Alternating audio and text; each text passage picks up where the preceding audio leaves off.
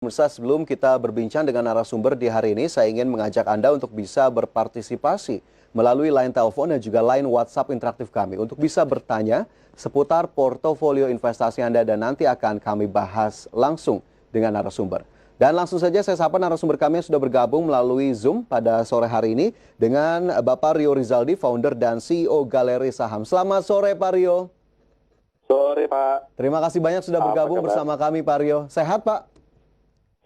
Sehat Luar biasa. Apakah kemudian ini juga menunjukkan semangat dan juga keceriaan market di hari ini, Pak Rio? Jika kita perhatikan indeksnya cukup bergairah sekali, bahkan nilai transaksinya lebih dari 20 triliun rupiah. Jika kita perhatikan, indeks naik 0,45% melanjutkan di Selasa kemarin. Catatannya apa saja, Pak Rio, dari laju market di hari ini? Jadi memang untuk hari ini memang yang lagi cukup ramai adalah yang seputar ini ya, seputar bank digital juga.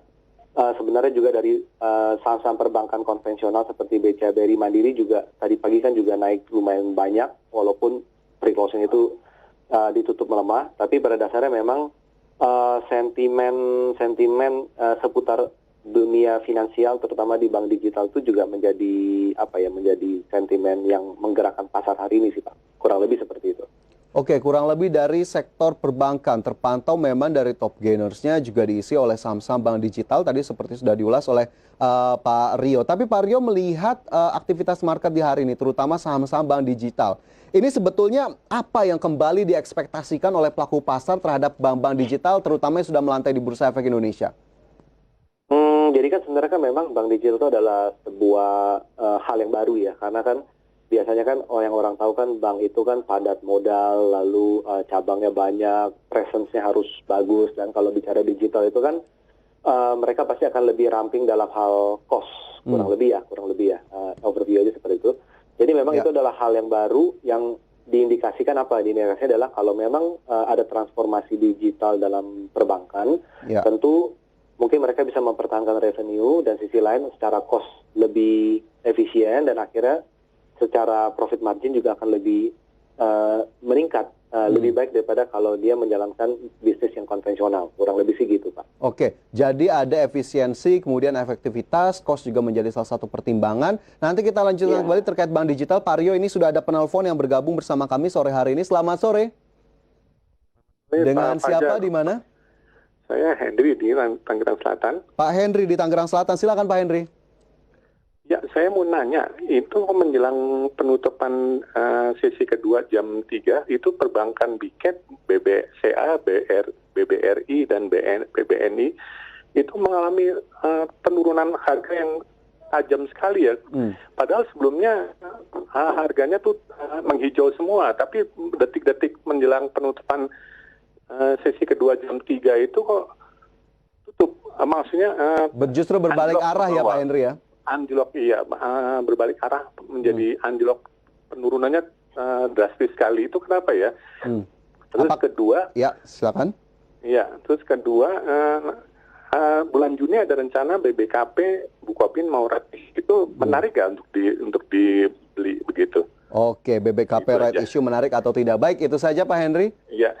Terima kasih Pak Fajar, Pak Rio. Sama-sama Pak Henry sudah bergabung bersama kami. Pak Henry. Silakan saja pemirsa bagi Anda nanti yang juga ingin bergabung melalui line telepon interaktif kami untuk bisa bertanya. Dan sepertinya ini menyambung sekali Pak Rio tadi juga sudah mengulas begitu ya bagaimana kemudian emiten-emiten perbankan konvensional menghijau di awal sesi, kemudian di akhir sesi kedua justru mengalami pembalikan arah. Sekalian kita jawab saja pertanyaan Pak Henry tadi untuk BBCA, ada BBRI dan BBNI. Ini apa yang kemudian bisa kita cermati dari pembalikan arah di hari ini sebetulnya, Pak Rio? Sebenarnya memang ini agak mengagetkan sih. Jadi saya sendiri juga belum, ini kan baru banget ya kejadiannya. Jadi agak aneh, BRI udah naik sekian persen, malah ternyata ditutup itu turunnya itu kurang lebih minus 2,7, naik 2%, turun 2%-an juga. Jadi memang belum ada pemberitaan mengenai hal ini. Bisa jadi memang dimanfaatkan oleh yang sudah punya posisi untuk profit taking. Mungkin, tapi bisa jadi juga mungkin trading error, kita juga nggak tahu. Tapi rasanya nggak mungkin trading error karena semua bank itu sama kejadiannya, BCA, BRI, Mandiri, BNI. Jadi kayaknya memang dimanfaatkan karena kebetulan volumenya itu tinggi hari ini, bidnya juga mungkin relatif tinggi, jadi mungkin ada beberapa pihak yang udah deh saya jual pas pre-closing aja. Kadang banyak juga orang yang melakukan transaksi jual ketika pre-closing, ada juga yang melakukan beli jumlah besar juga dalam pre-closing. Jadi kelihatannya sih mungkin lebih ke faktor ingin jualan aja gitu Pak. Oke, faktor ingin dijual saja begitu ya, meskipun dalam jumlah yang Ya, besar dan tadi memanfaatkan terlihat anjlok sekali. Tapi apakah kemudian hal ini masih akan mungkin Pak Rio melihat view-nya masih akan terjadi dalam perdagangan esok hari atau ke depannya, terutama untuk 3 saham big caps ini? Jadi kalau saya lihat, kalau kita lihat grafik intraday, jadi volume pre-closing ini jauh lebih besar daripada volume perdagangan sepanjang hari dari pagi sampai menjelang pre-closing. Jadi kelihatannya sih masih harus dilihat besok ya Pak ya. Cuma kelihatan sih memang masih banyak minat jualan di saham-saham perbankan ini Pak. Oke, masih banyak minat jualan di saham-saham perbankan tadi. Nanti saya juga akan tanyakan Pak Henry bagaimana kemudian 3 saham ini apakah ada level yang bisa dicermati. Tapi saya ingin loncat ke pertanyaan berikutnya terlebih dahulu dari Pak Henry tadi di Tangsel. Bagaimana kemudian saham emiten perbankan lainnya ada BBKP, right issue di bulan Juni. Menarik atau tidak untuk diperhatikan? Kalau saya lihat right issue-nya rasionya biasa-biasa aja. Jadi rasio kecil dan sepertinya nggak akan mengubah mungkin menguat struktur permodalan, yes, tapi kelihatan secara bisnis model mungkin masih akan organik seperti biasa. Jadi bukan hal yang terlalu menarik sih kalau bagi saya sih. Oke, bukan hal yang terlalu menarik. Begitu pula kah dengan sisi harga sahamnya sendiri mungkin secara teknikal Pak Rio, apakah memang belum segitu menariknya? Kalau untuk BBKP sebenarnya area level 400 ini area support, tapi tren BBKP masih dalam tren turun. Jadi kalau mau ambil kesempatan beli di area support 400, it's okay, tapi lebih ke transaksi jangka pendek aja. Kalau udah untung, sell on strength. Oke, transaksi jangka pendek, untung sell on strength, area 400 menjadi level support. Untuk BBKP, right issue-nya tadi view Pak Rio sepertinya memang tidak menjadi sesuatu hal yang begitu menarik untuk emiten satu ini. Semoga bisa menjawab pertanyaan Anda Pak Henry di Tangsel. Sementara Pak Rio, kembali kita lanjutkan. Tadi saya sudah menyinggung bank-bank digital, tapi tadi kita tertahan di bank-bank konvensional, ada BBCA, BBRI, BBNI. Langsung saja saya juga tanyakan ketiga view dari 3 saham ini. Saya ingin ke BBCA terlebih dahulu yang hari ini juga masuk top gainers. Ini BBCA, apa yang bisa kita lihat juga terutama dari posisi akhir di perdagangan hari ini Pak Rio? BCA ya Pak ya. Kalau BCA memang jadi penjualan ketika pre-closing tinggi banget. Jadi dan posisi sekarang BCA ini tadi pagi udah cukup bagus karena udah bisa di atas 32.000. Sekarang ditutup di bawah 32.000 lagi. Jadi dia nggak berhasil bertahan di atas support. Jadi kalau dalam sehari 2 hari ke depan dia masih berada di bawah 32.000, saya lihat sih ini ada potensi pelemahan di saham BBCA, mungkin menuju support selanjutnya itu kurang lebih di 30.700 lah kurang lebih. Oke, supportnya di 30.700, hari ini 31.350 menjadi posisi saya dari BBCA. Tapi apakah kemudian ini menjadi satu hal yang perlu diperhatikan dalam jangka pendek saja atau jangka panjang sebetulnya masih oke saja untuk BBCA?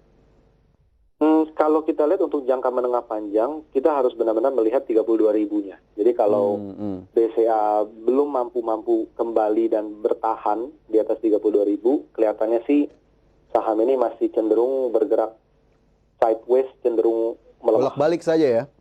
Iya. Oke, 32.000 menjadi level konfirmasi yang patut ditunggu tadi dari view Pak Rio, sementara 30.700 ini juga menjadi level support yang bisa diperhatikan untuk BBCA. Pre-closing juga volume cukup tinggi. Dari BBCA tadi ada BBNI dan juga BBRI. Mungkin ke BBRI terlebih dahulu, Bank Rakyat Indonesia, yang juga hari ini ditutup turun. BBRI seperti apa ini Pak Rio? Tadi kalau BCA itu 32.000, BBRI itu di 4.000. Jadi dengan closing sekarang di 39.50, jadi ini agak kurang oke. Semoga dalam sehari 2 hari ke depan dia bisa balik ke atas 4.000 dan bertahan. Kita bisa melihat potensi peluang kenaikan BRI mungkin ke 4.200. Tapi kalau BRI ini terus berada di bawah 4.000, kemungkinan saham ini mungkin akan mengarah turun ke area gap ada gap yang terbentuk di BRI itu di November tahun lalu. Oke. Itu kurang lebih di kisaran 37 sampai Ya. 3770. Mungkin itu akan jadi target selanjutnya. Oke, ada gap di sana yang terlihat begitu ya, level 4.000 menjadi acuan. Jika memang bisa berhasil, ini bisa ke atas, tapi potensi penurunan juga masih ada untuk BBRI ya, Pak Rio tadi dari level-level yang sudah disebutkan. Baik, itu tadi BBCA dan juga BBRI. Masih ada satu saham lagi, ada BBNI, dan juga kita sambung nanti perbankan digital, Pak Rio, di segmen berikutnya. Pemirsa, Jam Beracak